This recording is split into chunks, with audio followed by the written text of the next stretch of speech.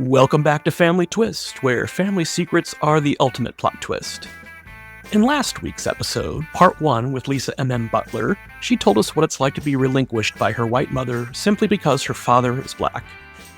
Raised in Wyoming, adopted out of foster care, and now in reunion with her biological father's family, Lisa's story already felt like a gut punch of truth and resilience.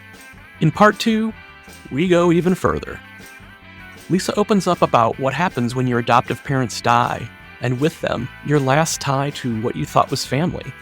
She talks about how grief cracked her identity wide open, how art and writing helped her put the pieces back together, and how she's found more connection in a year of community with fellow adoptees than in a lifetime with her original family. This episode is all about redefining family, reclaiming identity, and refusing to stay quiet. It's also about clown masks, soul music, inter-country adoption scandals, and Freedom Farm horror stories that sound fictional but are not. This is Lisa MM Butler, Unfiltered. With my parents gone, I feel very much like that's their family, like not mine anymore. It's something I didn't anticipate feeling once my parents were passed away. A lot of that feeling was sort of the impetus for me to really dig into my adoption and like, what is it? Why do I now feel like this woman who was my auntie my whole life is not really, or my cousins who I would have called my cousins. It's like that's my mom's nephew, but like, and she's gone. So is that mine? And I had all these really complicated thoughts around that. So that's when I really started to take the character and say like, okay, she's a clown. This is why she's a clown, which is like a dysfunctional family role I played in my family that I realized I did. Then I started accessing different emotions and realizing different things and sort of drawing her in these different places. So in one, she's like a docent and she's explaining, because I talked about taking people around and explaining adoption all the time. Or I drew her once as a little tiger and was like, I always feel like I'm on display, like I'm in a zoo, so it's like different things like that. And I do hope to both write a kid's book, which I've written and have started to mock up and draw just about working in a library. I know factually that there are not a lot of picture books. So we're talking like 0 to pre-K picture books from an adoptee's perspective that tell an accurate idea of adoption. So that's why I really want to start there and encourage any other writer. I'm like, ever thought about doing a kid's middle grade YA, you get a little bit more. Adults, we're getting more now, but there's still this huge need for more books, art, poems, document, whatever, all of it on adoption, period, from every adoptee's perspective, like white, black, whatever. But yeah, kids' book speaks to me a lot, as well as I love graphic novels and graphic memoirs. So I would like to do like a graphic memoir, kind of take what my essays are and turn them into like a graphic memoir that's more polished, has stories, things like that. Not just me being like, oh my God, I went to therapy today and this happened. Wait, that's also interesting. Don't let go of that. I think they both sound great. Yeah, we've actually talked about that a little bit for Kendall's story. He wasn't a big comic book kid growing up, but loved like comic strips. And I was a big comic nerd, graphic novels. And yeah, there's definitely a lot of visual stuff related to his story that I think would be interesting. Cool, done visually like that. Yeah. That's very cool. Yeah, I really hope to see more. There's like three or four that I can think of now that are by adoptees out about their stories. So that's another place where I think could be really cool for more adoptees to. I feel like I meet just adoptees in general.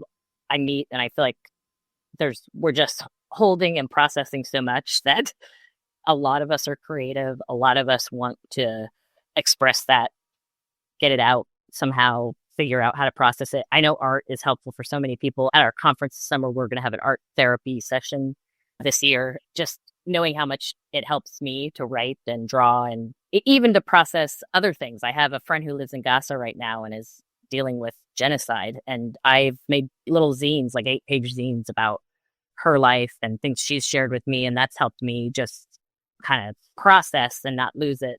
Like when I don't hear from her for 4 days. So I think just art, any kind of creativity is hugely powerful for healing. Yeah, so it's great to see. I actually do these writing workshops sometimes with another adoptee. Her name's June Hayworth Kafka. and is an amazing writer. We do these workshops, and often we'll do them for adoptees only or BIPOC adoptees only. And every time we do little shares, even if someone's like, I'm just going to share this paragraph, I'm like, whoa, it's always just hits so well. And I think there's just a lot of power to our stories and to the complexities of our lives that I think many people face. Something that surprised me a lot about my Substack is how many folks I know who aren't adoptees, aren't adopted, don't have adopted children, have said to me like, oh, wow, this made me really rethink how I'm parenting my kids who are my children. But like, I'm totally relating to what you're saying. And I'm seeing how maybe I'm doing this thing that, you're describing, or just things that resonate with people not as adopted. Like we all kind of go through these things at, various levels, but we have so much that can relate to everyone. And most people also know an adoptee or have some relationship to kind of the adoption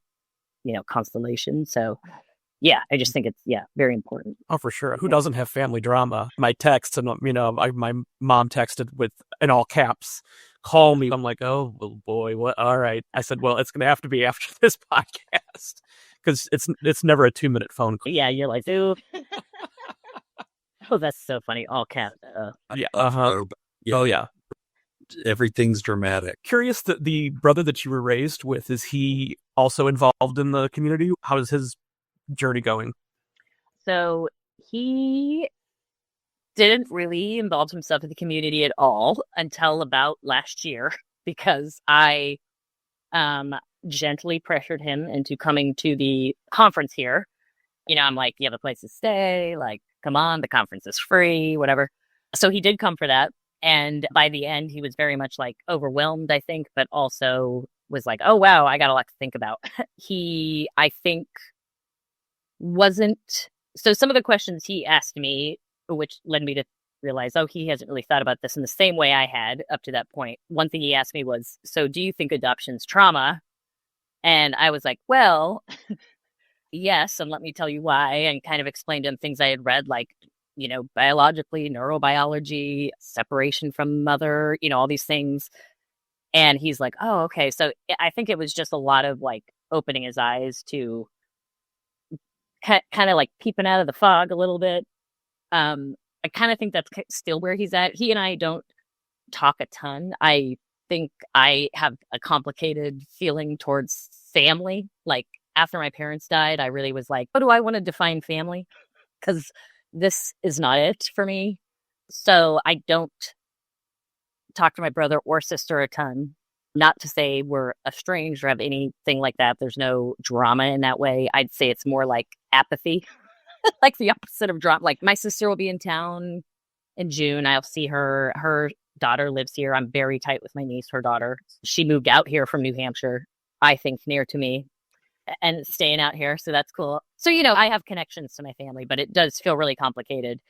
I'm hoping I've been gently pressuring him to come to this conference again, just because I think it's like good to spend some time with him. It's a good way for me to do that. Plus, give him maybe some support if he needs it. Last year, we had a specific affinity space for adopted men. A lot of times, a lot of the events we have will be predominantly women.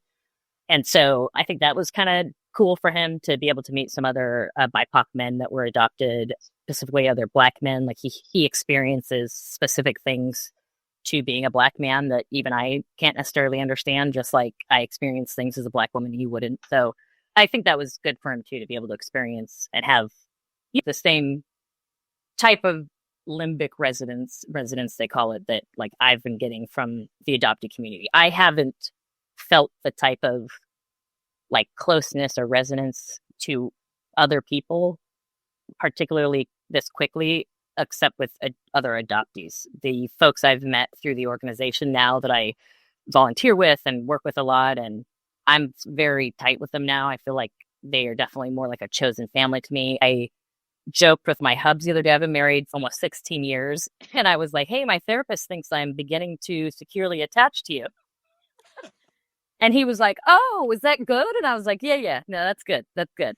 But I joke that it's taken me this whole long time to develop that same safety and trust of him that I have with these other folks a year or two. So I think there's something huge about, and I encourage a lot of adoptees to try to find some kind of adoptee community just to hopefully experience that same type of resonance that I just am not sure you get anywhere else because our experience is so unique in that way.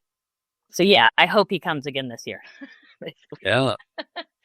Well, I agree with you completely, because when Corey and I met, I told him that I'm fiercely loyal, which is true. But I think, and this doesn't always have to do with my adoption, but because of my family situation and the way that I lost my adoptive parents so young, I've always been a survivor, and that was number one. So I had to make space for Corey. I had to, I loved him, but I had to stop.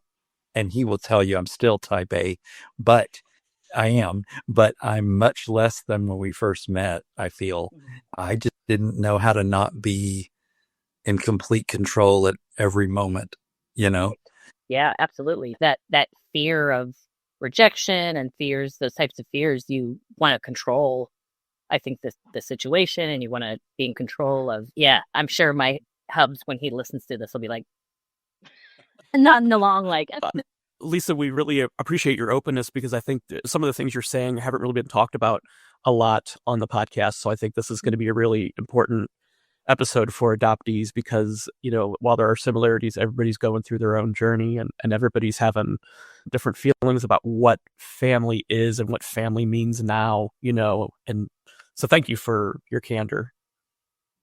Yeah, absolutely. I definitely always have to remind myself that someone else, I'm sure, feels this way, and will be relieved to hear that, I feel this, that someone else is having the same experience. So I often say that the only reason I am where I am today is from other people's words. So being able to read all these great books that have been coming out by adoptee authors and researchers. It's the only reason I feel like I have the ability to talk about my experience, or even have words for some of my experience. I truly did not have a lot of language for even what I'm experiencing or feeling 3 years ago, I'd say. And it's been really huge to have the adoptee community out there too, that's been doing this work and also putting themselves out there to, but yeah, I really hope people hear this and resonate with it and can kind of feel validated or seen in some way. Absolutely. I'd really love to hear about what the conversation is like in the BIPOC community right now, with just the climate in our country and the things that have been happening over the last few months, cultures being erased, and all of that. Yeah. So the thing that I think has come up as one of the most pressing things is, as immigration is really being cracked down on, I didn't understand what goes on with intercountry, international, transnational adoptions. There are adoptees that even now can be sent back to their countries of origin because they were never properly naturalized into the country. And even kids adopted today, if they're not properly naturalized, I do something called CASA. I'm a court-appointed special advocate for foster youth in Oregon. I work with a foster youth that is an intercountry adoptee who hadn't been properly naturalized, so had no proof they were a U.S. citizen. So even if they were under 18 at the time, luckily, so probably, again, some things would have worked out, but we were scrambling to get these documents before they were 18, because even if they didn't get deported, they could have been detained. And especially now that we're seeing what's happening with people being detained, sent elsewhere, and then oops, can't go get them back. This is a very big deal. And it, that was the first thing that I saw really was kind of this, oh no, scramble. There's been people fighting for citizenship for all. Adoptees should just have citizenship. I think most of us just thought we all did. I really was in that camp of I thought y'all, my sister-in-law's adoption from Korea. I truly was after I learned all this, I'm asking her, you sure you got what you need? Stressing me out a little bit. Yeah. But so Adoptees for Justice is a organization that works on that quite a bit, as well as Adoptees United. They have a lawyer. His name's Greg. He's an adoptee, and he actually helps a lot of adoptees secure their paperwork. He's a great resource, either of those, Adoptees for Justice or Adoptees United. So if you're an adoptee listening to this, you're international adoptee, and you have any questions like that, I would definitely reach out to them and look into that. It's important for sure to have like your documents in order right now. Even for me, again, domestic adoptee, but I've changed my name a few times. I got married, then I changed my name to Butler, which is what it is now because that was my grandmother's name. She was murdered before I was even born, and I just wanted to honor her. She was murdered before she was even 40 years old. So I've changed my name a few times, and with some of these citizenship things around voting, like I don't have any of my original documents to say I would need to get a new passport, which I haven't done yet. So I just think it's definitely impacting domestic adoptees.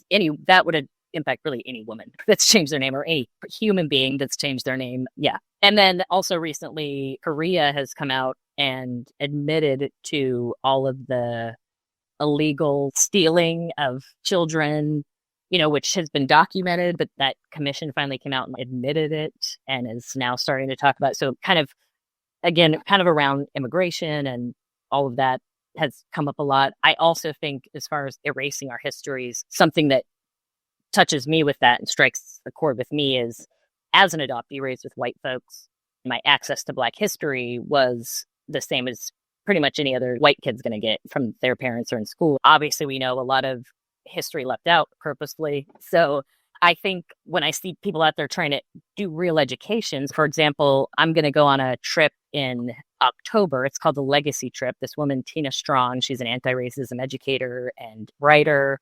She takes folks to Alabama to some of the museums there. There's like a lynching museum, and it's the whole equal justice initiative like area. And she teaches people real history, and you get to spend this weekend like learning from her. We're going to do a transracial adoptee trip for this. So I just think that we're already trying to like learn this history. We're already people who are scrambling to learn these histories. I mean, I think everyone in the country is, even if you're a non-adopted Black person, you're trying to learn your histories because they've been erased this whole time. And it's just on the same kind of level for me, but a little different. But I think it's obviously going to continue to cause more harm as we're going backwards. And I also think the things around reproductive rights is hugely worrisome. I've heard a lot about, again, in the South, they have these things, like you can Google it. They're called like freedom farms. If you Google like freedom farm adoption, the child welfare system there is set up as such that like Black and brown parents and their children are taken away for being poor. They're being sent to these homes where these white couples that are very religious live in these like compounds almost, and are adopting all these kids and then raising them in this like super hardcore religious situation. It's super strange. So like, I just think when you have like the Supreme Court being like literally saying there's a domestic infant supply problem in this country and then shutting down Roe v. Wade, that's why. And they're just trying to get more babies because South Korea's shut off the faucet. China just shut off the faucet. Like I think we have these like Christians like trying to, and so that's concerning to me as well. So those are kind of like, I think those are the things that have come up the most for me that I see kind of being talked about in the community, impacting, I think, everyone, all people, but certainly BIPOC adoptees in some of those specific situations, especially. And as I think when it comes to like transracial adoption or these kids being sent to these freedom farm type things, it's just, I think, really hard for a lot of us who were raised in very religious, which a lot of us were, homes, to just continue to see that kind of thing perpetuating still today. Portland, Oregon is actually home to Holt International, which was this company run by this guy who pioneered international adoption. He was like the first person to go over and be like, oh, there's kids in Korea we can like grab. And so there's a really high number of Korean adoptees that live in this area. And I think, it's bringing up all this stuff of around almost all of them raised in these like my sister-in-law included, very evangelical. I've listened to you guys talk about, so I was raised Catholic. My hubs is raised evangelical. And he has said the exact statement to me, I wish church was an hour. Oh. But then we go to a wedding and he's like, why is this so long? Like we go to a Catholic wedding. He's like, let's wrap it up. Oh, goodness. Exactly. Lisa, thank you so much for everything that we've discussed today. I think we've just scratched the surface on so many important topics. So let's stay in touch for sure. I've really enjoyed the rapport that we've had. This has been great. We love meeting new folks like this. I will definitely stay in touch, thank you so much. and we'd love to have you back on in the future. It's been really nice to meet both of you. Thank you. Do you want to throw the last question out there, Kendall? Yeah. So Corey and I are such huge music fans that we have come up with this new-ish last question for anybody that's on the podcast to say, if you have difficulties and you're feeling like that anger that you were talking about toward your family, which, no judgments there, because I have for everybody.